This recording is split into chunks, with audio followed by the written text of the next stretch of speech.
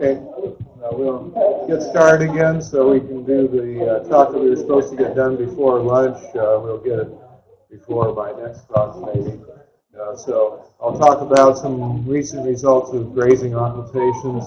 We don't have a lot of recent results, but there are some interesting things in the, like 1 or 2 years ago that I want to just recap quickly. I've talked about most of them at the previous meetings, so I'll go over them quickly. To have some comments then. Next slide.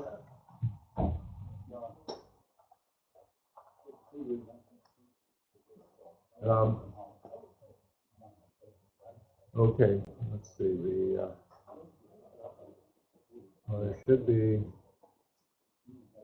a map there. I don't know if it's. Is it showing up on your computer? No. There's a map on the next one. Next slide. Oh, okay, maybe. Okay, maps. Okay, that's right. This is okay. It's just that's right. I had an introduction here. This is just showing locations for the expeditions and observers. We had an expedition to Hockley, Texas, in 2007, June 12th, for a graze of new Arietis. And I had independently discovered the close duplicity of this star during a graze over the southern suburbs of St. Louis in January 1969. A month earlier, unknown to me until a year later, Christian Duvek had discovered the duplicity during a photoelectric recording of a total occultation from Hamburg Observatory, in December of '68. So in mid-2007, when we observed this nice graze, unfortunately the stars were near para-astron, so it was difficult to resolve them. There is some signature of the duplicity in some of the events, but not very many. Next slide. We do have, there was several observations were made after that, which got the orbit and everything, so it's not something that's uncertain. And this just shows that we observed from about 40 miles northwest of Houston. Let's see, where is Richard? Oh, not too bad. But he was the only one who had a miss at this. Oh yeah. He had a miss at this graze, and so he took the northernmost side, right? And so he was trying to boycott this talk for having a miss while the rest of us got it. We tried it. That's good. Next slide.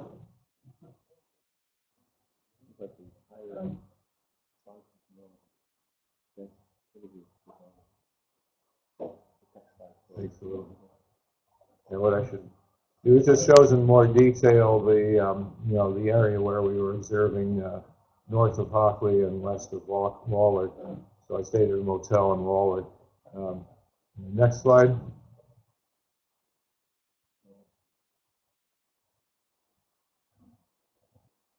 I should talk to the.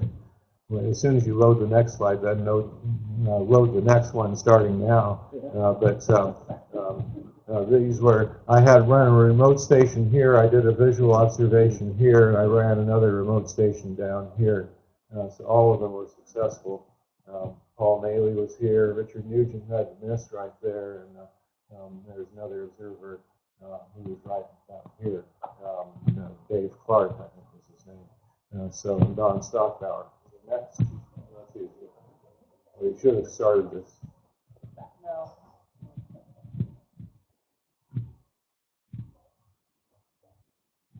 I think they're actually seeing it. Quickly. I'll tell you while we're waiting for it here. Right. Okay, this shows a fellow Richmond, Michael Richmond, up in Rochester. He did the analysis. We didn't have Fly Movie and everything then, but he had figured out how to analyze these videotapes, and this shows the video record of showing how I had an early event, and then showing the other events here.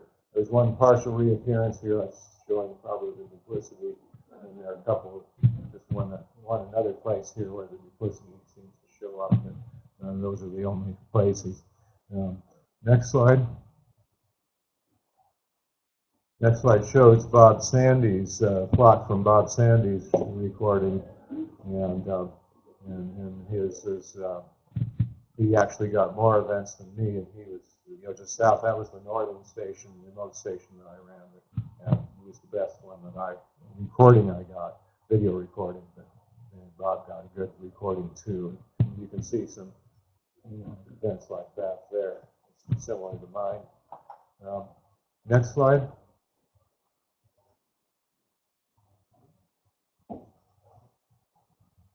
I think you see the duplicity because you know it's there. Yeah, that's right. I mean, yeah. I mean, we would just said if we had only these observations, we would set it to diffraction effects. Yeah. But yeah. So anyway, this shows the chords that for each of us in a few cases where we had plotted out the secondary. Roger Venable ran. I think he just had one station. He observed from Louisiana, and but there was Dave Clark. No, Richard Nugent has a chord up there. You did get a hit. Yeah. Just but right at the top. So yeah. Anyway, next slide.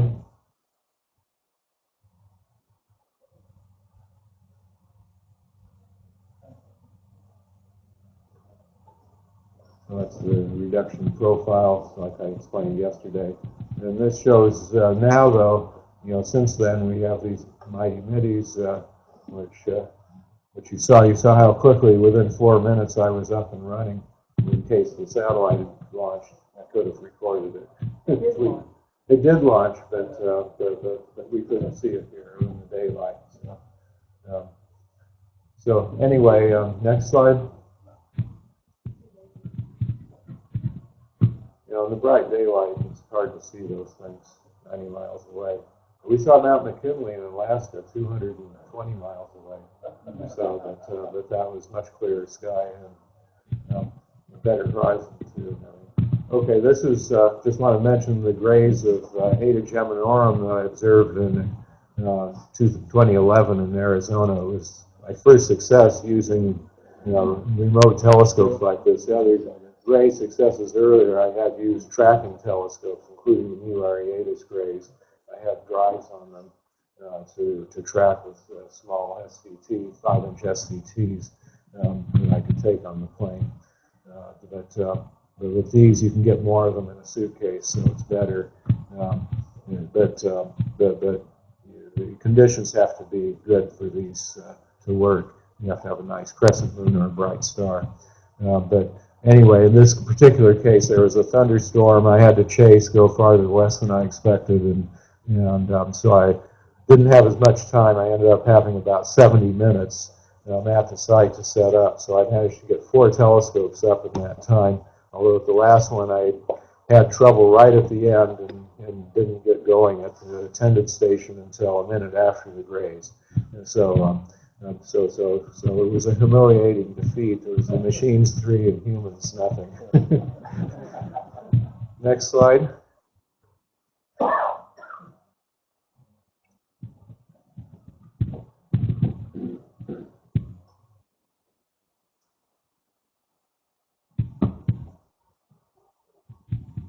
And this just shows the sites that I had set up along North 387th Avenue, north of Tonopah, Arizona, and it's about 50 miles west of Phoenix. So they do get clouds there in the springtime sometimes. So next slide.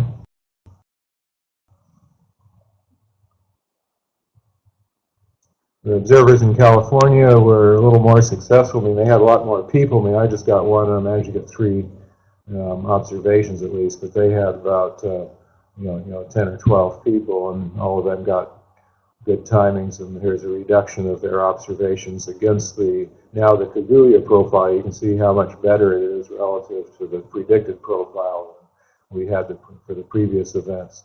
And there are 2 predicted profiles here. One is the black is the Kaguya, and the red, though, is from Lunar Reconnaissance Orbiter, the LRO, which has observed a lot more points than Kaguya did. It stayed in orbit longer around the moon, so it's got a lot more laser data.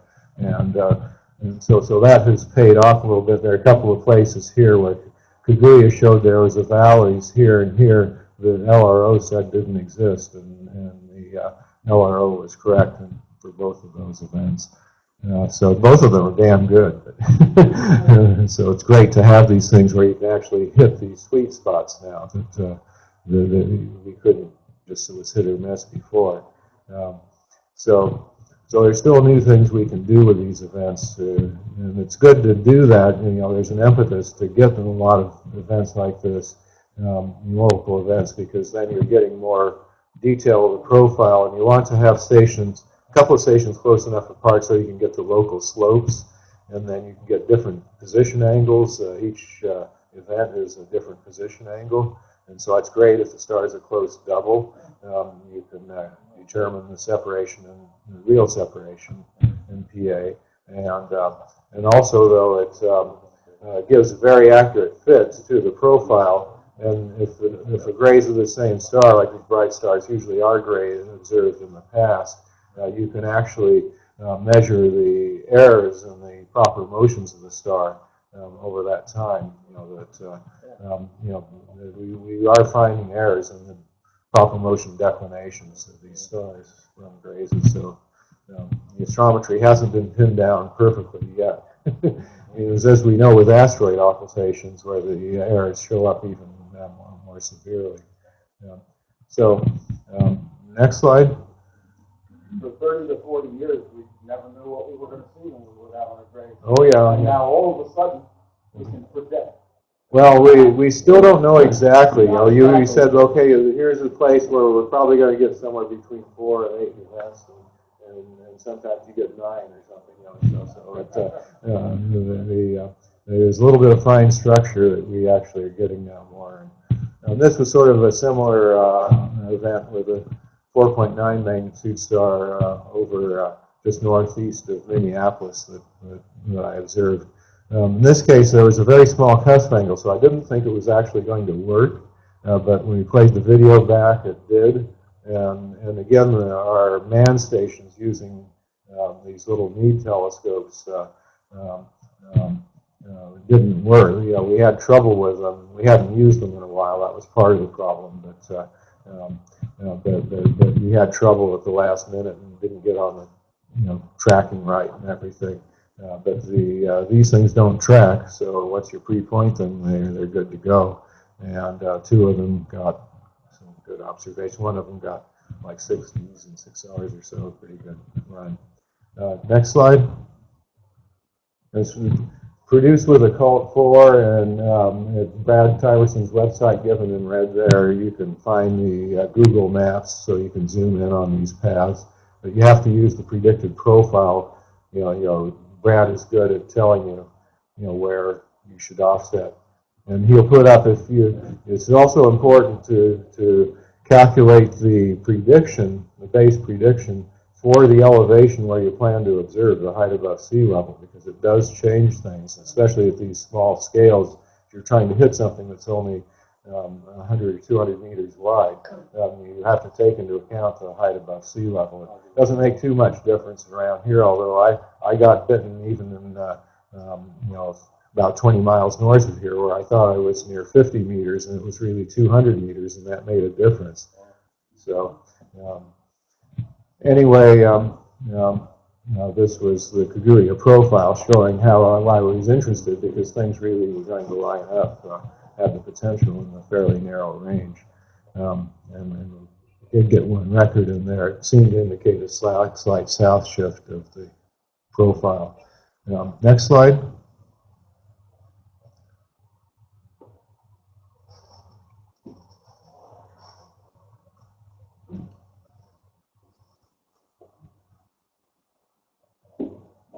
Okay, this is our last success in the darn thing. When you shift with different computers, the PowerPoints shift and you can't read the damn thing. But we set up 3 locations in the parking lot of the Hanover High School. This is about 15 miles northeast of Richmond. This is US 301. Here it's also a route, Virginia Route 2, but it's US 301 more commonly known. But it was a great site because to save, finally some people are thinking, and they're turning off lights during the early morning hours when they know no one is using the facilities. And so the whole area was dark, and we had the place to ourselves. There was no one ever came by during about 3 hours we were there setting up. I actually set up a fourth telescope that I didn't get running in time, but all three of the others succeeded in getting multiple events. So we finally hit the Kaguya sweet spot, with this graze very nicely. And, 7 Ds and 7 Rs at one, and 8 Ds and 8 Rs at the other, and about 6 at the other. So this was a maxi up here, and this was a 6 magnitude star, so it didn't, and it was close to the cusp again, so it wasn't that easy, but it worked, and we got the data. Next slide. I've been wondering if the schools are only shutting off their lights in the off season. Yeah. Holding steam, and I was in a school parking lot. In the evening, that place was lighted up like a Christmas tree. Oh yeah. Because there's a McDonald's and a Burger King right down the street and other places. So early morning was a good time to go. Yeah. So anyway, inclusions. I have a couple of videos that we'll try to go to the YouTube site, and Brad has placed them up on there now. Just want to make the quick comments. I know of no grazes observed in the USA since that August 2013 graze, except for a couple that were observed in Northern California in the Bay Area by Richard Nolthenius continues to do these things, and Ted Swift and Derek Wright, they work together on these things, and Walt Morgan to some of them too. And grazes are useful for the proper motion studies I mentioned, and for the resolving the close binaries, and because of the geometry and the multiple position angles, you can get a lot of good data. And they provide great practice for mobile observation too. And that's a capability that's valuable for increasing your number of positive asteroid occultations. If you can go mobile, you can travel to near the center line where your chances of seeing an event are greater. But more important, you can better fill gaps of the observers that are at the fixed sites. So that's the conclusion of the talk, but I want to go to the videos. If you can go to Brad's video page. Okay, so these are not on YouTube. They are on YouTube, right? And Brad sent the link. I don't know if he sent it to you or not. I think he copied you in an email message. You might be able to get the links directly. Okay, we can post them into the chat room. Brad? The YouTube folder. Yeah, he set them up in the YouTube folder for the meeting, he said. Yeah, that's right.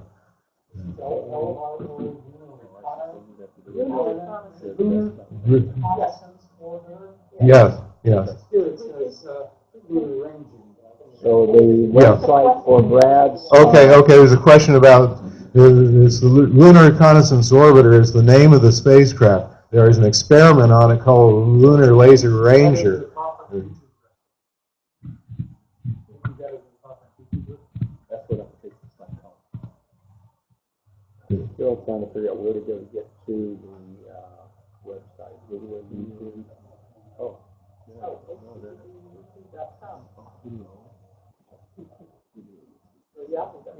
And the conference is YouTube, can you utilize YouTube thing for the conference? Video? I think that he has to do that from his, because our list is empty. Oh. See, our list is empty. Or maybe you could just stick it. Well, yeah, well, It's okay, let's have Brad run them. The videos are in. okay, Brad can run. YouTube videos are in. Okay. The video folder under YouTube. And there's the two. Okay, run Mu first. Mu Arietis. Yeah. Actually, he's a moderator. He and talk simultaneously. Oh, really? Release this soon. Is Brad to do that? I'm going to release it so Brad can do that. No, he can't. Okay. Now you're holding the talk. Yeah, so that's cool, huh? Oh, yeah. No, that's the wrong one. That's, Scotty. I don't know if it's Scotty. He's switching quickly. Yeah, yeah, here we go. Okay, this is the one at the southern station now. And so this is, you know, an unattended site. There is timing from the camcorder, which I had got, you know, calibrated with the GPS, you know, just an hour before, 20 minutes before. What kind of camera is it? It's the PC 164EX2, the horrible camera. You can see there's a nice DRD sequence there, and there's the reappearance. So even though the camera lowered its gain because of the moon, you got the star. Oh yeah, yeah, quite nicely. Yeah, yeah. If the moon is slightly out of the field of view, it's worse. The glare somehow blooms up at. But once it settles, once the whole moon is in the field of view, it sort of settles down into the configuration that works, and you can capture these stars. You can get, as I say, down to about 6 magnitude. Below that, you really can't. That's what I wanted. You know, maybe in some really thin crescent moon, you might be able to get like 7.5 or something. But of course, these things without a moon at all, you can get much better. So anyway, it stays behind the moon for a while because it's the southern site, and then it will reappear, disappear, and reappear again. There we go. Okay. That's very cool. And there was quite a bit of scintillation because of the thunderstorm that had just passed through like 90 minutes before. The ground was really wet. And part of the reason that the last station I failed because it was slippery. I had to walk very slowly to the telescope. I'd fall. Next, okay, go to the other video, Brad. The Mu Geminorum, that was the Eta. Well, that was the Eta Geminorum. Mu Arietis is the other one. This was really nice, nice graze. So I wanted to show it because there was this was a 164 EX2, also I believe, and it was a Celestron 5-inch, there you go. If you turn off the light, you can even see it much better if you see the original video. You can see the features. And this is the northern limb of the moon. You can see the Mario. You can slightly see it here. But you'll see that little faint flash that is coming up pretty soon. The other one was a MIDI. You know, was the MIDI. See the little partial bends there. And yeah, that was the faint flash that showed up. So you can there are effects of the duplicity showing up in some of those earlier events too. And there you could see it again. It was in sort of steps, but the steps are sort of moderated by diffraction. So you really, because they're so close, the diffraction sort of melds things together a bit. But and this is time inserted, you know, with the Kiwi. Okay, that's the end of that talk. So, and I encourage you to do some grazes. They're fun. What's the next one? The next one is asteroid occultation results.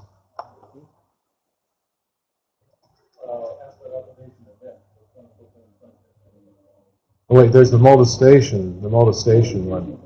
Right, yeah, that's the next one. Yeah. That's what we're looking for. Right.